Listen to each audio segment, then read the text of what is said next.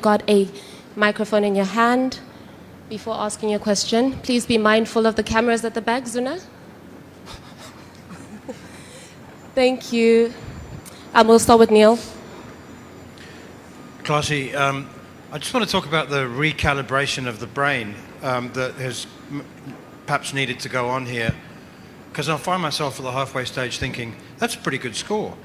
And like, I mean, have you had to really make a profound kind of readjustment about the way you look at the game?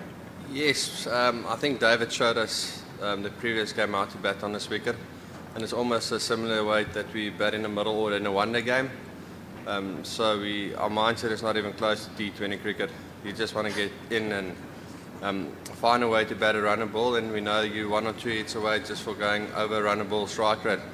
So India and Pakistan yesterday, even two great teams, they struggle to get to 120. So that just means that we have to change our mindset completely. You can't just stand there and just smack it all over the park. So we had more or less of a one-day mindset today as myself and David in the middle, and that seemed to be working. And then the last 3 overs we looked to take the game on a little bit more T20 style.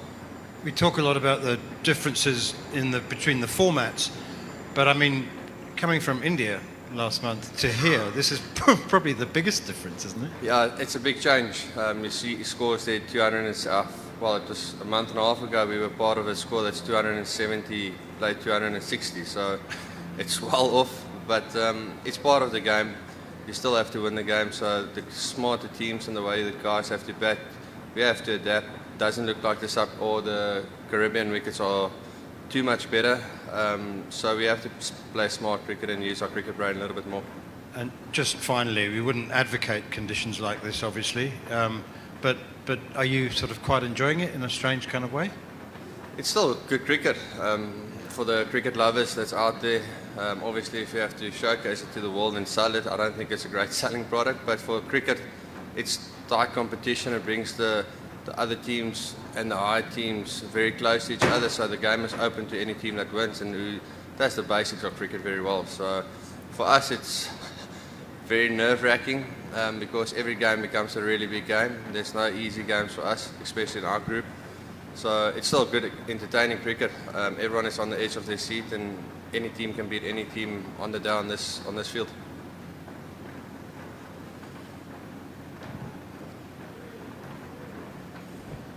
Yes, Classy. You've gone 3 games here now. You've won all 3 of them. Are you eager to go to the Caribbean now, or you want to stay here and play the rest of the tournament? I think all the batters are keen to get out of this place, to be fair. The bowlers would love to stay here, but no, we've done our job. That was the goal, to win 3 out of 3 here. Obviously, it was a little bit harder than what we thought, but that's also good preparation for going into the next phase of this competition. We've dealt with pressure very well in this 3 games, and it's always good experience, and you can put it in a notebook and always go back when the tough times are there again. A lot of teams struggle to make even 100 runs here. What's the power score you think that will win games for you in the Caribbean? It's different. I saw the thing on stats today, out of 18 games, it's only been one score above 200. So normally in the Caribbean, it's about 160 as par. If you get to 160, 170, you're in a good shot, and you have to bowl well. So I reckon that's normally the good scores there, or par scores. Depending where you play, the wickets are very different around the Caribbean. So I think it's a flick of the toss of the coin to see where you plan and what wicket you get now. Heinrich, you talk about changing the mindset from T20 to ODI. Are there technical aspects that you change as well in trying to play on that pitch? I did, and it failed. So we went back to just normal cricket and the technique, but some elements still stays the same. You still want to hit the ball hard and out of the inner ring, because the ball doesn't really ping off the bat or out of the outfield. So you still have to hit the ball nice and hard. So that element stays a little bit there, but your technique becomes a little bit more tighter, and you can't just be using your hands and just swing across the line. So yeah, a little bit more technically correct, if I can explain it like that, than just being free and able to give yourself room and do other things. and we talk a lot, it's almost a cliche to talk about assessing conditions and adapting and everything else. But was this one of the more difficult, kind of with the pitch and the outfield kind of combined, was this one of the more difficult assessments that you guys have had to make, do you think? We had some experience in Australia in that Perth, the Optus Stadium, of the similar outfield that just doesn't really release of the or the ball release of the bat and from the inner ring. So we had that in mind that it's not going to be easy to hit your boundaries. So we went back to experience like that, but the wicket also made it really difficult, especially against the slower bowlers. The moment there was a little bit more pace, you can still hit the ball out. So we had some sort of an idea what we wanted to do, but we knew if we can get to 120, it's a good score. You've had a good amount of time here now and played a fair amount of cricket here.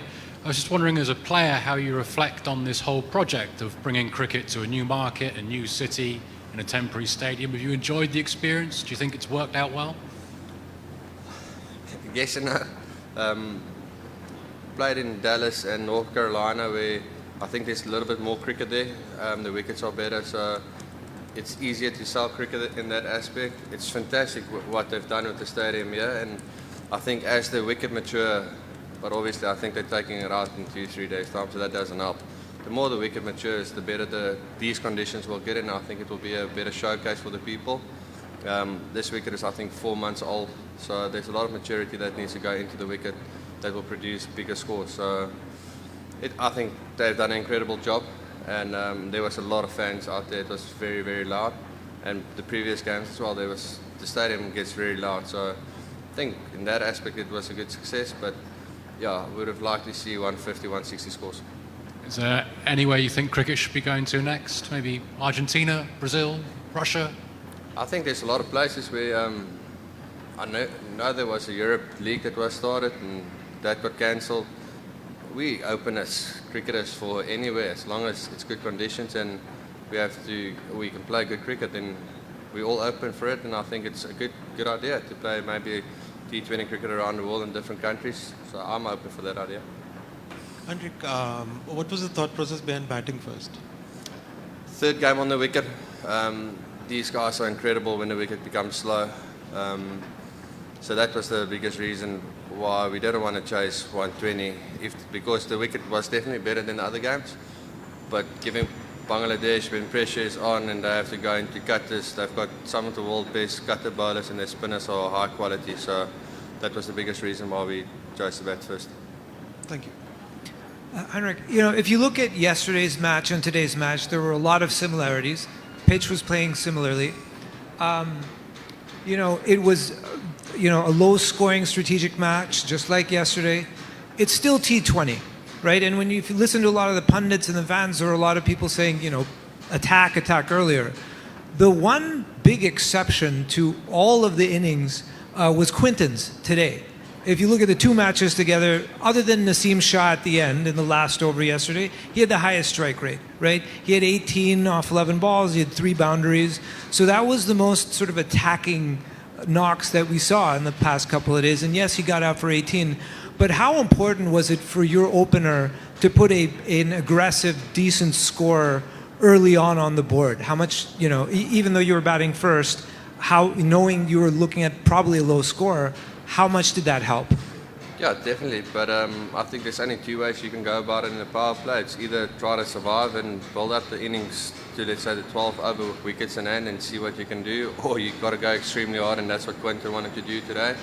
That was his game plan for the previous game as well, to go extremely hard in the power play, because it's already difficult to get the ball out of the inner ring. So it's better to hit it up in the air and find some space in the outfield. So unfortunately, he got a ball that kept low, because otherwise that ball would have also kept on travelling into the third tier today. He was hitting it nice and sweetly. So, yeah, you can go hard at it, or you have to get your keep your wickets in hand. So only 2 ways, and he got us to a good start, but then we lost a couple of wickets that put us right back, exactly like the other games as well.